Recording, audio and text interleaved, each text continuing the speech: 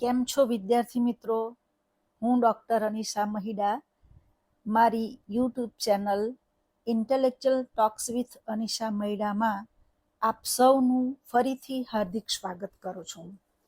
વિદ્યાર્થી મિત્રો, અગાઉના ઓડિયોમાં મેં આપની સમક્ષ ધોરણ 10 વિજ્ઞાન પાઠ 4 કાર્બન અને તેના સંયોજનો માંથી 3 માર્ક્સના કેટલાક સવાલો અને તેના જવાબ રજૂ કર્યા હતા.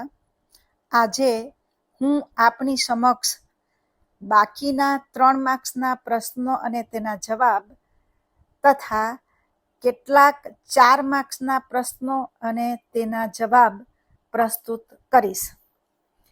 તો ચાલો મિત્રો શરૂઆત કરીએ.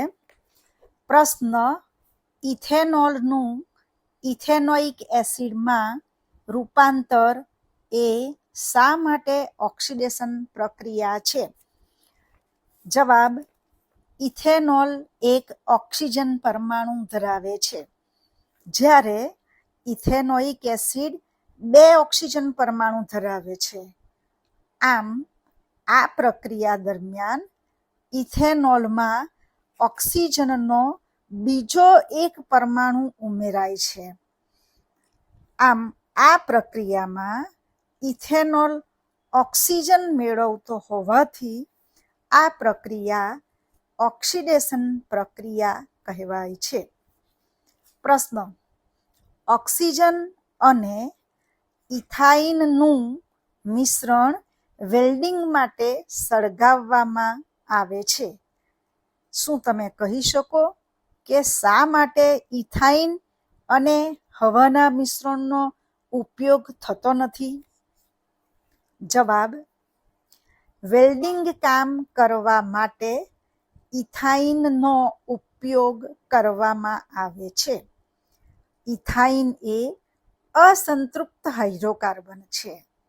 નેક્સ્ટ: અસંતૃપ્ત હાઇડ્રોકાર્બનનું અપૂરતા ઓક્સિજન સાથે દહન કરાવવામાં આવે તો તે ખૂબ જ કાળા ધુમાડાવાળી પીળી જ્યોત આપે છે. નેક્સ્ટ પોઈન્ટ: અહીં ઇથાઇનનું અપૂર્ણ દહન થવાથી ખૂબ જ ઓછા પ્રમાણમાં ઉષ્મા મુક્ત થાય છે, જેનાથી વેલ્ડિંગ થઈ શકતું નથી.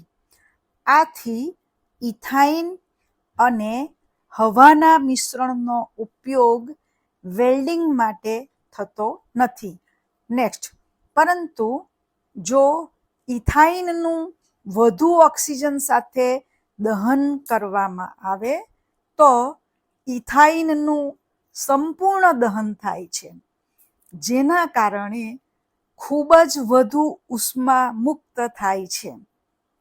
મુક્ત થયેલી આ ઉષ્માથી વેલ્ડિંગ થઈ શકે છે.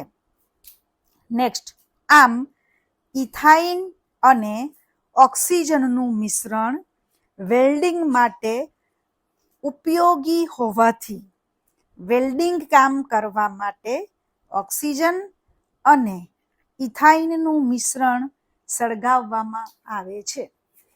પ્રશ્ન: ઇથેનોલના રાસાયણિક ગુણધર્મો સમજાવો. જવાબ: ઇથેનોલના રાસાયણિક ગુણધર્મો નીચે મુજબ છે. 1. ઇથેનોલ સોડિયમ ધાતુ સાથે પ્રક્રિયા કરી હાઇડ્રોજન વાયુ ઉત્પન્ન કરે છે. ઇથેનોલમાંનો હાઇડ્રોજન સમૂહ સોડિયમ ધાતુ સાથે પ્રક્રિયા કરી સોડિયમ ઇથોક્સાઇડ અને હાઇડ્રોજન વાયુ ઉત્પન્ન કરે છે. 2. ઇથેનોલ સલ્ફ્યુરિક એસિડ સાથે પ્રક્રિયા કરી અસંતૃપ્ત હાઇડ્રોકાર્બન બનાવે છે.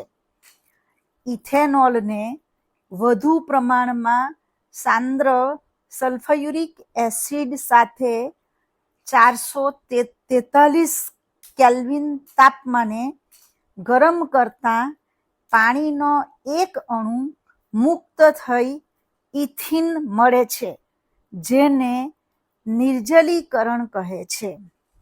નેક્સ્ટ, સાંદ્ર સલ્ફ્યુરિક એસિડ વડે પાણીનો અણુ દૂર થાય છે, માટે તે નિર્જલીકરણ કર્તા તરીકે કાર્ય કરે છે તેમ કહેવાય. પ્રશ્ન, આલ્કોહોલ કૌંસમાં ઇથેનોલ પીણા તરીકે શા માટે નુકસાનકારક છે તે સમજાવો. જવાબ, જ્યારે વધુ માત્રામાં ઇથેનોલનું સેવન કરવામાં આવે ત્યારે તે ચયાપચયની ક્રિયાને ધીમી કરે છે. નેક્સ્ટ, તે મધ્યસ્થ ચેતાતંત્રને નિર્બળ કરે છે, જેથી મનુષ્યમાં તાલમેલની ઉણપ, અલ્પવિરામ માનસિક દુવિધા, અલ્પવિરામ આળસ અનુભવાય છે. સામાન્ય નિરોધન પણ ઘટાડે છે. અંતે વ્યક્તિ બેહોશ થઈ શકે છે.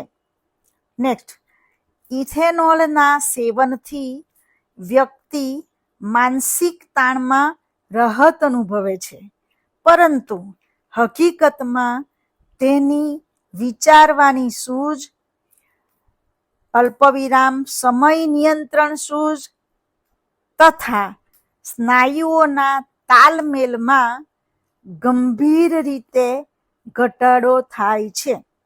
નેક્સ્ટ પોઈન્ટ, ઇથેનોલથી વિપરીત મિથેનોલ થોડી માત્રામાં લેવામાં આવે તો મૃત્યુ પણ થઈ શકે છે, કારણ કે યકૃતમાં મિથેનોલના ઓક્સિડેશનથી મિથેનાલ બને છે, જે યકૃત કોષોના ઘટકો સાથે ત્વરિત પ્રક્રિયા કરી જીવરસનું સ્કંદન થાય છે. એટલે કે જીવરસ ગંઠાઈ જાય છે. મિથેનોલ દ્રષ્ટિ ચેતાને પણ અસર પહોંચાડે છે. મિથેનોલના સેવનથી વ્યક્તિ અંધ પણ થઈ શકે છે. નેક્સ્ટ, આમ આલ્કોહોલનું સેવન મનુષ્ય પર ગંભીર અસર કરતું હોવાથી તે પીણા તરીકે નુકસાનકારક છે. પ્રશ્ન, ઇથેનોઇક એસિડ અથવા એસિટિક એસિડ ના ભૌતિક ગુણધર્મો જણાવો. જવાબ, ઇથેનોઇક એસિડ એટલે કે એસિટિક એસિડના ભૌતિક ગુણધર્મો નીચે મુજબ છે. 1. તે રંગવિહીન પ્રવાહી છે. તે તીવ્ર ખાટી વાસ ધરાવે છે. 2. તેના પાણીમાં બનાવેલા 5 થી 8% સાંદ્રતા ધરાવતા જલીય દ્રાવણને સરકો એટલે કે વિનેગર કહે છે. 3. શુદ્ધ ઇથેનોઇક એસિડનું ગલન બિંદુ 290 કેલ્વિન છે અને તેથી જ શિયાળામાં તેમજ ઠંડી આબોહવામાં થીજી જાય છે. આથી તેને ગ્લેસિયસ એસિટિક એસિડ પણ કહે છે. 5.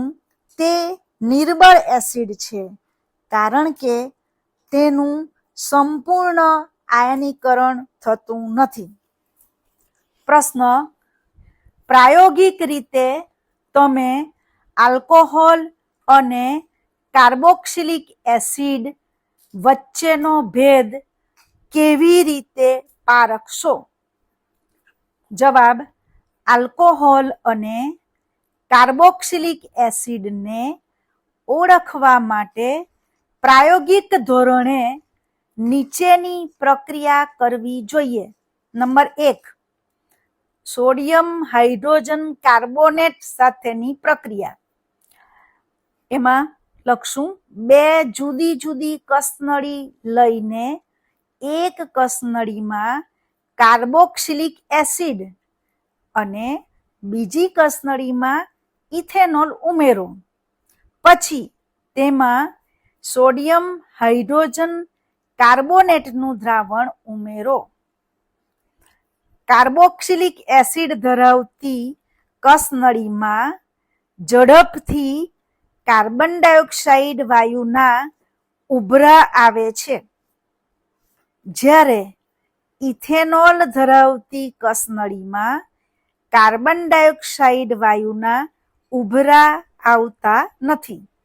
નંબર 2, આલ્કલાઇન પોટેશિયમ પરમેંગેનેટ સાથેની પ્રક્રિયા. એમાં લખશું 2 જુદી જુદી કસનળીઓ લઈને એક કસનળીમાં કાર્બોક્સિલિક એસિડ અને બીજી કસનળીમાં ઇથેનોલ ઉમેરો. પછી તેમાં આલ્કલાઇન પોટેશિયમ પરમેંગેનેટનું દ્રાવણ ઉમેરો. ઇથેનોલ ધરાવતી કસનળીમાં પોટેશિયમ પરમેંગેનેટનો ગુલાબી રંગ દૂર થાય છે, જ્યારે કાર્બોક્સિલિક એસિડ ધરાવતી કસનળીમાં પોટેશિયમ પરમેંગેનેટનો રંગ દૂર થતો નથી. આમ આ બંને પ્રક્રિયાની મદદથી આપણે આલ્કોહોલ અને કાર્બોક્સિલિક એસિડને અલગ ઓળખી શકીએ છીએ. પ્રશ્ન: ભૌતિક તેમજ રાસાયણિક ગુણધર્મોને આધારે ઇથેનોલ અને ઇથેનોઇક એસિડને કેવી રીતે વિભેદિત કરશો? વિભેદિત એટલે એના આપણે અલગ કેવી રીતે કરી શકાય? જવાબ: ઇથેનોલ અને ઇથેનોઇક એસિડના ભૌતિક ગુણધર્મો તેમજ રાસાયણિક ગુણધર્મો જુદા જુદા છે. આથી આ બંને પદાર્થોને તેમના ગુણધર્મો પરથી અલગ ઓળખી શકાય છે. આ બંને પદાર્થોના ગુણધર્મોમાં જોવા મળતો તફાવત નીચે મુજબ છે.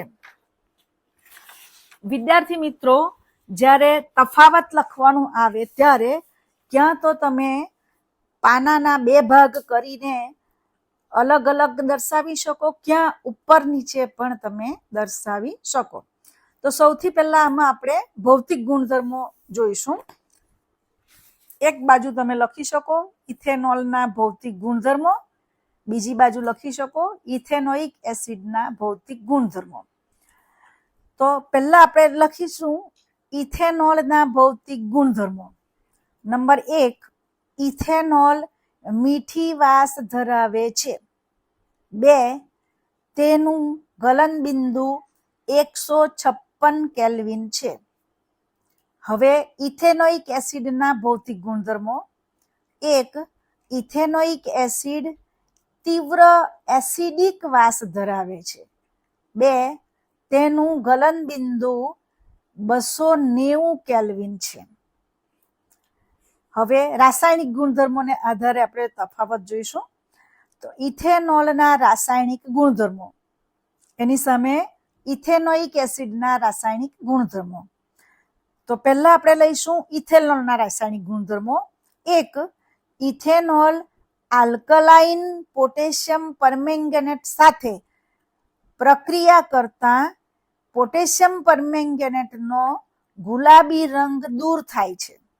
2, ઇથેનોલ લિટમસ પત્ર પર કોઈ રંગ પરિવર્તન દર્શાવતું નથી. હવે ઇથેનોઇક એસિડના રાસાયણિક ગુણધર્મો.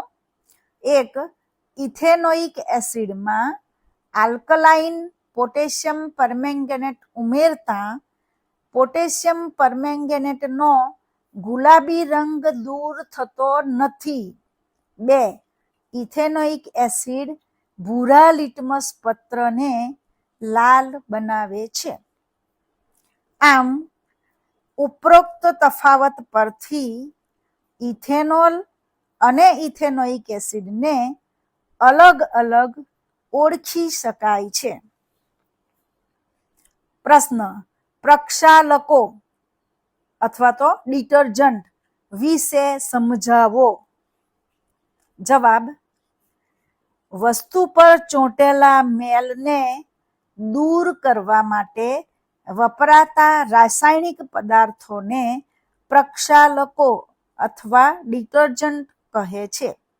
નેક્સ્ટ, પ્રક્ષાલકો સામાન્ય રીતે સલ્ફોનિક એસિડના સોડિયમ ક્ષાર કે ક્લોરાઇડ અથવા બ્રોમાઇડ આયનો ધરાવતા એમોનિયમ ક્ષાર છે તે લાંબી હાઇડ્રોકાર્બન શૃંખલા ધરાવે છે. નેક્સ્ટ, પ્રક્ષાલકોના વીજભારિત છેડા કઠિન પાણીમાં હાજર કેલ્શિયમ તેમજ મેગ્નેશિયમ આયનો સાથે અદ્રાવ્ય અવક્ષેપ બનાવતા નથી, પરંતુ દ્રાવ્ય ક્ષાર આપે છે, જેથી મેલ પાણી સાથે ઝડપથી ધોવાઈ જાય છે. આથી પ્રક્ષાલકની માત્રા ઓછી જોઈતી હોવાથી તેનો વ્યય થતો નથી.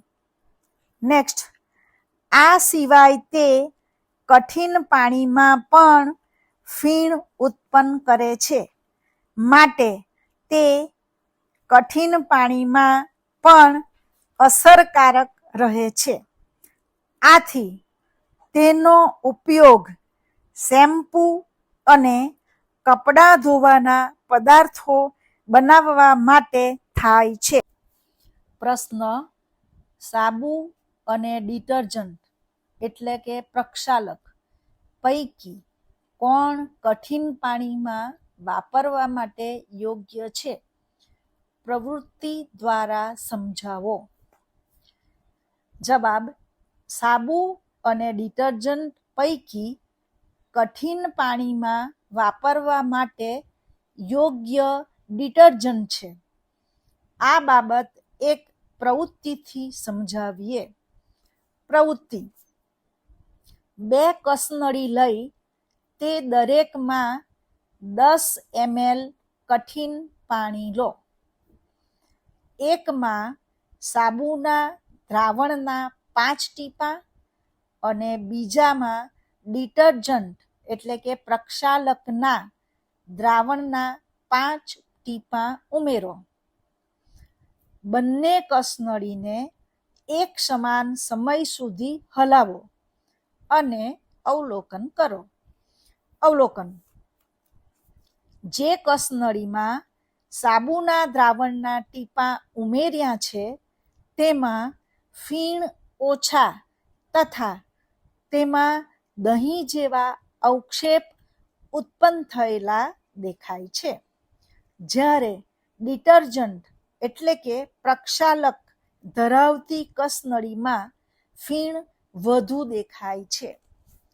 નિર્ણય, આ પરથી કહી શકાય કે ડિટર્જન્ટ એ કઠિન પાણીમાં વાપરવા યોગ્ય છે.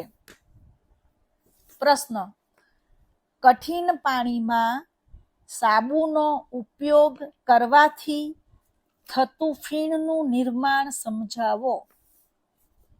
જવાબ, કઠિન પાણીમાં સાબુનો ઉપયોગ કરવાથી સામાન્ય રીતે અદ્રાવ્ય અવક્ષેપ ઉત્પન્ન થાય છે, કારણ કે કઠિન પાણી કેલ્શિયમ અને મેગ્નેશિયમ આયનો ધરાવે છે, જે સાબુના અણુ સાથે સંયોજાઈ કેલ્શિયમ અને મેગ્નેશિયમના સફેદ અવક્ષેપ બનાવે છે.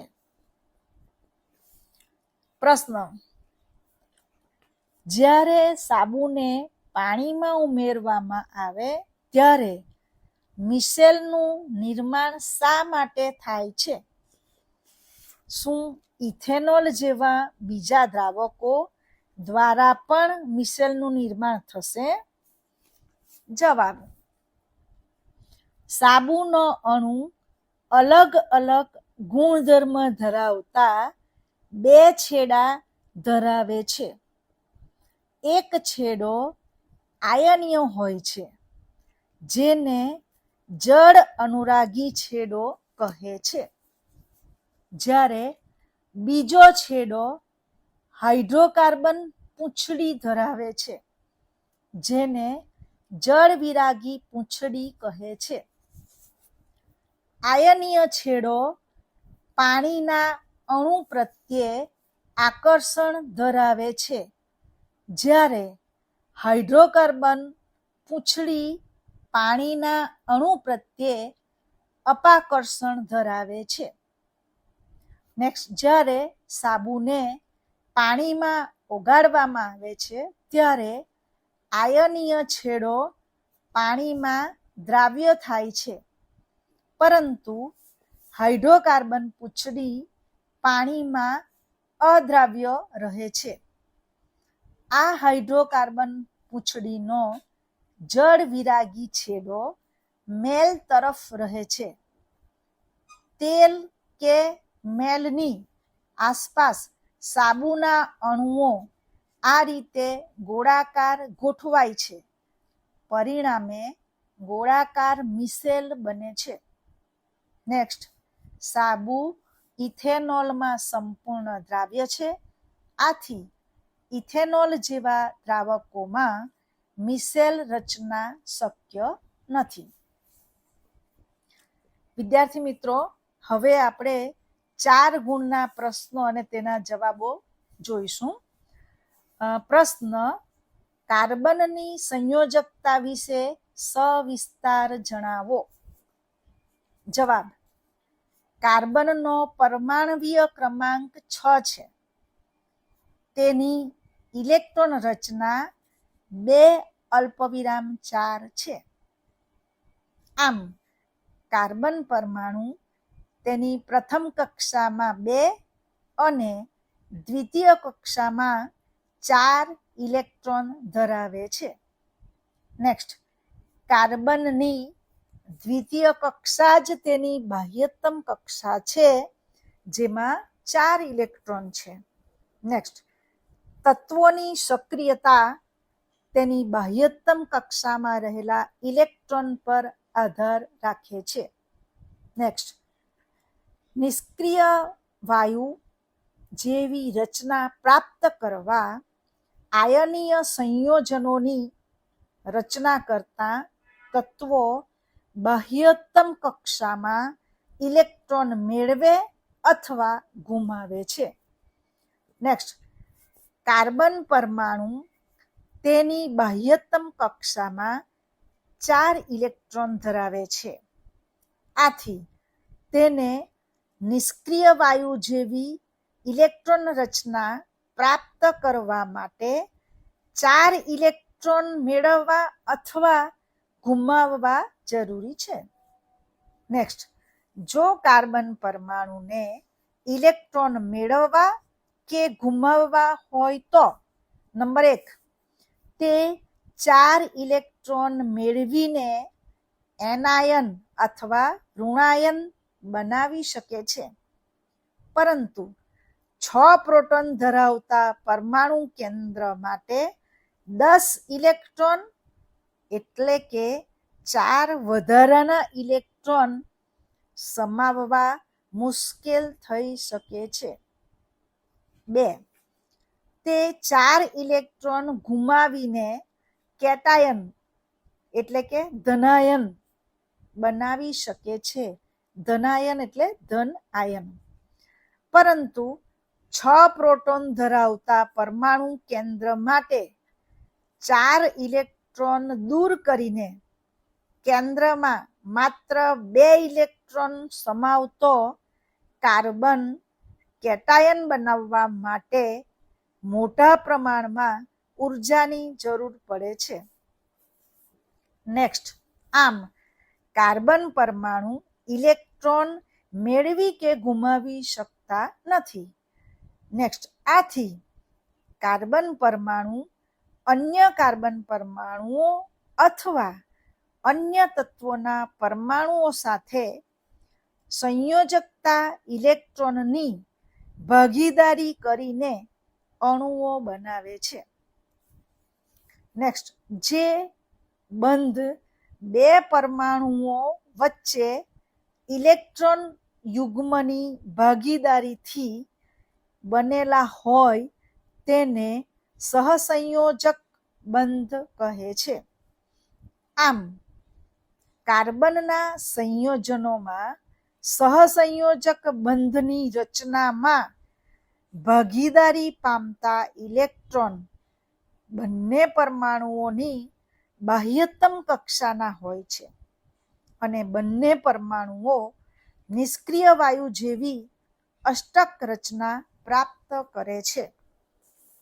નેક્સ્ટ, આમ બાહ્યતમ કક્ષામાં 4 ઇલેક્ટ્રોન ધરાવતા કાર્બન સહસંયોજક બંધની રચના કરી હોવાથી તેની સંયોજકતાને ચતુઃસંયોજકતા કહે છે.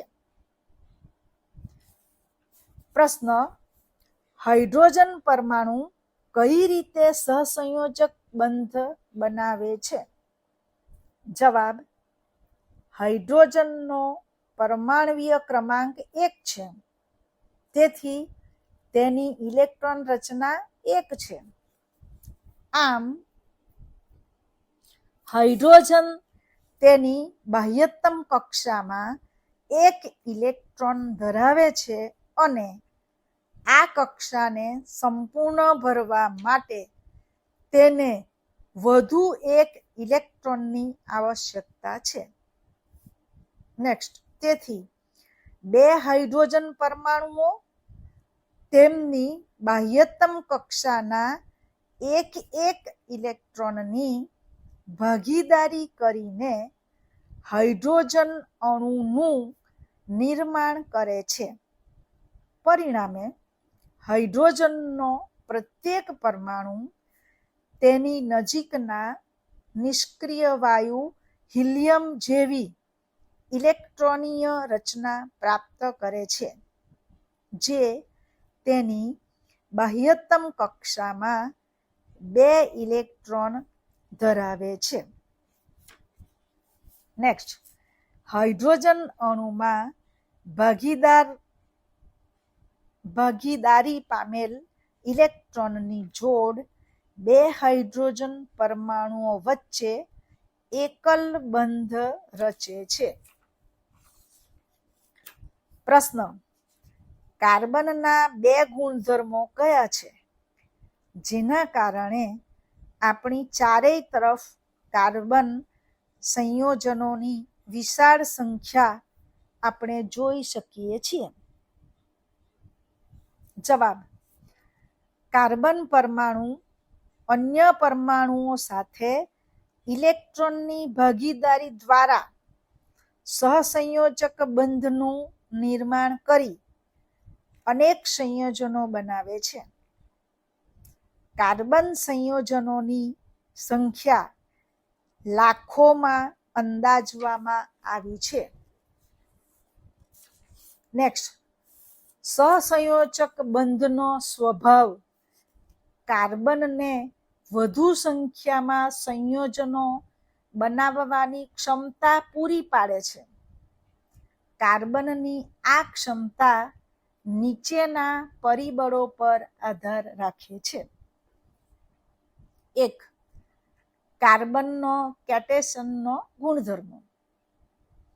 કાર્બન અન્ય કાર્બન પરમાણુઓ સાથે બંધ બનાવવાની અદ્વિતીય ક્ષમતા ધરાવે છે, જેથી મોટી સંખ્યામાં અણુઓ બને છે.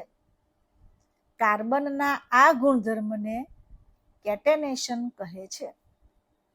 નેક્સ્ટ, આ સંયોજનો કાર્બનની લાંબી શૃંખલા અલ્પવિરામ કાર્બનની શાખિત શૃંખલા અથવા વલયોમાં ગોઠવાયેલા કાર્બન પરમાણુઓ ધરાવે છે. નેક્સ્ટ, કાર્બન પરમાણુ એકલબંધ અથવા દ્વિબંધ અથવા ત્રિબંધથી પણ અન્ય પરમાણુઓ સાથે જોડાયેલો હોઈ શકે છે. નેક્સ્ટ, જે કાર્બનિક સંયોજનોમાં કાર્બન પરમાણુઓ માત્ર એકલબંધથી જોડાયેલા હોય તેવા કાર્બનના સંયોજનોને સંતૃપ્ત સંયોજનો કહે છે. નેક્સ્ટ, જે કાર્બનિક સંયોજનોમાં 2 કે તેથી વધુ કાર્બન પરમાણુઓ દ્વિબંધ કે ત્રિબંધથી જોડાયેલા હોય તેવા કાર્બનના સંયોજનોને અસંતૃપ્ત સંયોજનો કહે છે. નેક્સ્ટ, કાર્બન સંયોજનોમાં જે હદે કેટેનેશનનો ગુણધર્મ જોવા મળે છે તે કોઈ બીજા તત્વમાં જોવા મળતો નથી. સિલિકોન હાઇડ્રોજન સાથે જે સંયોજનો બનાવે છે તેમાં 7 અથવા 8 પરમાણુઓ સીધી જ શૃંખલામાં હોય છે, પરંતુ આ સંયોજનો અતિ ક્રિયાશીલ હોય છે. નેક્સ્ટ, કાર્બન કાર્બન બંધ ખૂબ જ પ્રબળ હોય છે, તેથી તેઓ સ્થાયી સંયોજન બનાવે છે. આ જ પ્રશ્નમાં નંબર 2 આગળ આપણે કાર્બનનો કેટેનેશનનો ગુણધર્મ એના પોઈન્ટ જોયા. હવે આવે છે કાર્બનની સંયોજકતા. કાર્બનની સંયોજકતા 4 છે, તેથી કાર્બનના અન્ય 4 પરમાણુઓ અથવા કેટલાક અન્ય એક સંયોજક તત્વના પરમાણુઓ સાથે બંધ બનાવવાની ક્ષમતા ધરાવે છે. Next, oxygen, hydrogen, nitrogen, sulphur, chlorine તથા અનેક અન્ય તત્વો સાથે વિશિષ્ટ ગુણધર્મોવાળા કાર્બન સંયોજનો બને છે.